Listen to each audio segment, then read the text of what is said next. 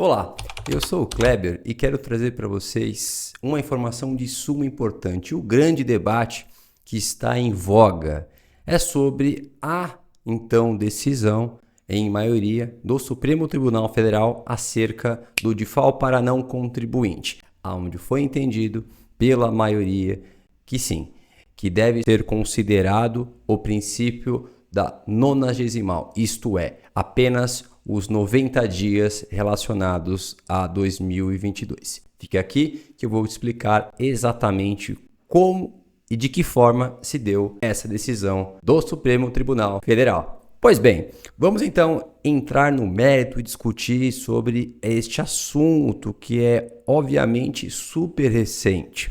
Para que a gente possa se guiar, eu vou ter como plano de fundo uma publicação do jornal Migalhas, onde fiz alguns recortes e algumas informações que vão nos guiar para que assim possamos entender exatamente como que se dá ou como que se deu essa decisão. Estou compartilhando agora a informação para que assim a gente possa seguir desta mesma forma. Então vamos nessa. Supremo Tribunal Federal forma maioria e os estados poderão cobrar DIFAL para não contribuinte desde 2022. É claro, respeitando o princípio da noventena, o princípio nonagesimal, isto é, janeiro, fevereiro e março de 22, não há o que se falar de cobrança de diferencial de alíquota. E muitos estados, de forma geral, começou a cobrar lá em meados do dia 4 de abril e alguns até a partir do dia 1º, a depender de cada estado, teve então um comportamento. Isto já então trazido, o que a Corte reconheceu? Ela reconheceu que o artigo 3º da Lei Complementar 190 de 2022, sancionada especificamente no dia 5 de janeiro de 22, onde trata que esse artigo 3º, eu reproduzo ele aqui abaixo para que a gente possa entender o que então falava o artigo 3º dessa lei complementar. E que fique registrado que essa lei complementar 190 de 22, ela só foi publicada em razão porque um passo atrás, este assunto relacionado ao diferencial de alíquota, pelo mesma corte, pelo mesmo então magistério, foi entendido de que era inconstitucional a cobrança do diferencial de alíquota. Desta feita, entendendo que para então sustentar este formato de cobrança, era necessário a publicação de uma lei complementar. Portanto, neste momento foi publicado a Lei Complementar 190 de 22. Apenas um recorte para que todos os colegas estejam acompanhando o raciocínio acerca do tema. Bem, voltando ao artigo 3º, aqui é onde eu passo o percursor, ele trata um ponto importante que diz aqui: a Lei Complementar, esta aqui suscitada a 190 de 22, entra em vigor na data da sua publicação, mas observando, então, enquanto a sua produção de efeitos, o disposto da linha C do inciso 3º do caput do artigo 150 da Constituição Federal. Portanto, neste momento, nós temos aqui o artigo 150 e aqui os demais elementos trazidos. Se nós observarmos, ele chama a atenção da linha C e diz: antes de decorrido 90 dias da data da sua publicação, ou seja, em linhas gerais, esta linha, ela destaca que não há como você cobrar um tributo ou aumentar um tributo antes de 90 dias de sua publicação. Então, a Lei Complementar 190 de 22, acomodado no seu artigo 3º, teve essa proposta de chamar a atenção para que assim só tivesse seus efeitos produzidos depois de 90 dias. Bem, mas antes de entrarmos no mérito da questão, eu até mesmo deixo aqui a linha B, porque a linha B ela está intimamente ligada com a linha C. Se nós observarmos, ele diz aqui: antes de decorridos 90 dias, observado o disposto na linha B. E a linha B diz: no mesmo exercício, sido publicado a lei que os instituiu. Portanto, se a lei instituiu uma cobrança, é um fato novo. Então, não existia. Então, nós temos aqui uma discussão no mérito, que justamente foi que o Supremo Tribunal se debruçou a entender se, neste caso em particular, era necessário levar em consideração os dois princípios que são, então, trazidos para este debate de forma geral. E eu vou explicar exatamente as duas questões. Teve votos favoráveis, considerando, digamos, essas duas alíneas, e temos os votos vencedores, que só apenas consideraram como certo ou como as premissas iniciais apenas a linha C. Mas isso aqui é papel para nós conseguirmos construirmos nossa ideia. Então, em linhas gerais, o que nós temos até aqui que foi explicado? Ponto é, se discutia a amplitude do artigo 3º da Lei Complementar 190 de 22, que tratava-se de que esta lei complementar só teria seus efeitos reproduzidos depois de 90 dias. Mas se discute também, evidentemente, num segundo momento, de que eu não posso só apenas considerar a linha C, sem considerar a linha B, porque uma coisa não está desassociada da outra. Então, é um ponto também que nós vamos aqui exercitar. Bem, dito isso, então o Supremo Tribunal, no dia 29 de novembro de 23, em plenário, julgou as 3 ADIs que estavam sendo discutidas acerca desta matéria, em relação à forma e condições de cobrança do diferencial de alíquotas para não contribuinte. E neste momento, então, se questiona, como aqui eu já suscitei, em particular, a lei complementar, a 190, que inclusive altera a lei Candir, que é a matriz relacionada à matéria de ICMS. O fato é que, por maioria, então foi entendido que deve ser considerado apenas, exclusivamente, então, o que nós chamamos de princípio da anterioridade nonagesimal. Mas vamos observar como que se dá esse julgamento. Eu separei numa tabela para que assim vocês possam ter uma melhor experiência possível para acompanhar os votos dos ministros e ministras. A aplicação da lei complementar exige anterioridade. Então, houve ministros que entenderam que só aplica-se a anterioridade nonagesimal e outros que entenderam também que aplica apenas a anual. Nesse sentido, nós temos aqui a seguinte situação. Então, nós temos o Alexandre de Moraes, que foi relator, então, desta questão. Ele votou que só vai ser aplicada a anterioridade nonagesimal, assim acompanhado com o Dias Toffoli, Luiz Fux, Nunes Marques, Luiz Roberto Barroso, que inclusive é o atual presidente da corte, e Gilmar Mendes. Mas quem não acompanhou os demais ministros, então entendendo que só apenas deve ser aplicado a anterioridade, foi o ministro, então, Edson Fachin, André Mendonça e Carmen Lúcia. E eles entenderam que deve ser considerado o princípio da anterioridade anual, ou seja, que não deveria ocorrer a cobrança em todo o ano calendário de 22, mas foram vencidos em relação aos demais ministros. Em sequência, então eu trago, e isso é muito importante, antes de nós questionarmos e buscarmos, obviamente, a nossa linha de defesa, é extremamente democrático e razoável que você possa ouvir verdadeiramente a outra parte, que pode eventualmente estar em desencontro com o que você pensa.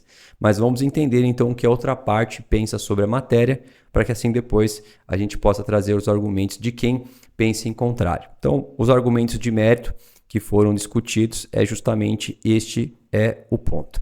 Foi entendido que é inconstitucional a cobrança do DIFAL, relacionados então por meio da introdução da lei da emenda à Constituição 87 de 2015, acompanhada de regulamento através do CONFAS, que isso não era suficiente. Por esse motivo, em fevereiro de 21, o Supremo Tribunal Federal decidiu que esse mecanismo, teria que necessariamente ser por meio de uma edição de lei complementar. Por esse motivo, houve a publicação da Lei 190 de 22. Mas ela só foi, então, embora ela tenha sido sancionada ali no Congresso, melhor, que ela foi aprovada no Congresso em 21, ela só foi sancionada pelo presidente da República na oportunidade, então em janeiro de 22, portanto, então, gerando margem para interpretações para aplicação do princípio da anterioridade anual. Bem, dentro dessa perspectiva, obviamente, os contribuintes alegavam que,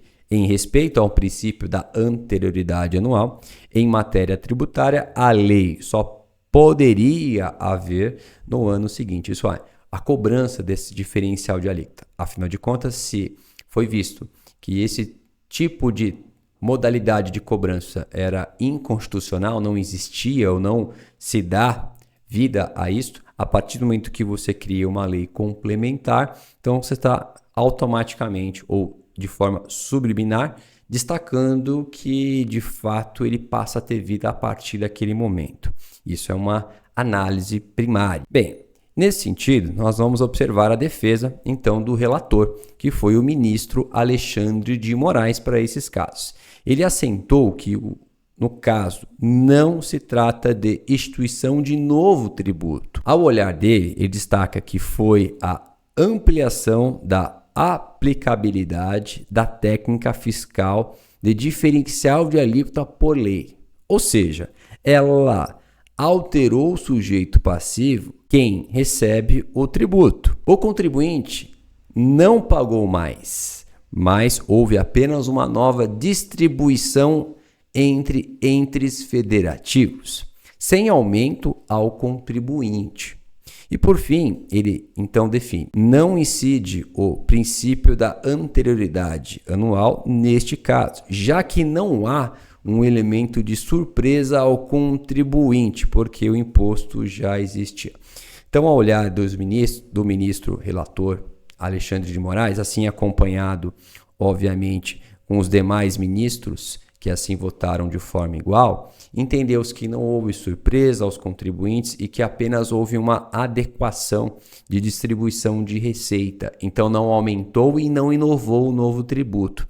E automaticamente ele entende que apenas a lei que foi então sancionada, a 190 de 22, que deve apenas exclusivamente olhar para o princípio da nonagesimal. Isso foi o entendimento então colocado por meio de Moraes, que assim define: tem direito de cobrança o imposto 90 dias após a publicação da lei, contada de janeiro de 22. Os ministros Dias Toffoli, Nunes Marques, Gilmar Mendes e Luiz Roberto Barroso acompanharam o relator integralmente. Então nós temos esse ponto. Vamos agora observar a defesa. Afinal de contas, houve 3 votos contrários do relator. E o que foi mencionado desta ordem para que a gente possa observar perfeitamente acerca disso? A defesa alega, então, que a partir desta cobrança se dá só apenas em 2023, isto é, em 2022 não haveria necessidade de cobrança do diferencial de alíquotas para não contribuinte. Assim defende esse assunto o ministro Edson Fachin, a ministra Carmen Lúcia e também o nosso ministro, que é o André Mendonça, corrigindo. Bom, então o que aqui Fachin ele menciona? Esse trecho eu acho formidável, que diz o seguinte: não consegue compreender, segundo ele, como uma lei complementar que entre em vigor em 22 possa ser exigível no mesmo exercício financeiro, já que na lei complementar 190 de 22, apesar do tributo já existir, por ser objeto de lei complementar, não há exigência da anterioridade. E ele define o seguinte, que as 2 regras da anterioridade sejam aplicadas e não reconhece que a lei complementar tenha meramente repartido os valores entre, então, os sujeitos ativos, isto é, entre as unidades federativas. Desse jeito, então, segue e acompanha também esse entendimento, como já aqui citado, André Mendonça também, com o Carmen Lúcia. Só que apenas foram 3 votos contra os demais, obviamente não assim prosperando. Só apenas um registro que é muito importante, que aqui cabe, que antes de se aposentar, então, o ministro Lewandowski e também a ministra Rosa Weber, ela e ele, então aqui sujeito à época, na condição de ministros e ministra, votaram da mesma forma que Fachin, Duque Mendonça e também Carmen Lúcia. Mas o fato é que eles não estão mais lá na corte. O fato é que o assunto, então, voltando para a minha plano de visão, o que nós temos é esse cenário, uma insegurança muito grande, porque enquanto muitas empresas não ingressaram com medida judicial, em regra, ficaram sem pagar o diferencial de alíquota em janeiro, fevereiro e março. E a partir de abril, as empresas voltaram a, então, praticar o diferencial de alíquota. Contudo, muitas empresas ingressaram com medida judicial e essa, a meu juízo, é o ponto mais sensível, porque elas deixaram, obviamente, já tendo as suas liminares, a suspensão do pagamento desses diferenciais de alíquotas desde 2022 e 2023 praticamente inteiro. E nesta medida, se essas empresas elas não então depositarem em juízo os valores que deveriam fazer o pagamento desses diferenciais de alíquotas, teoricamente, ela terá que então voltar no tempo e recalcular de 2022 até 2023, período que então deixou de contribuir em relação à modalidade do diferencial de alíquotas para não contribuinte. A ver como esse assunto será desdobrado para que assim a gente possa entender como tratar.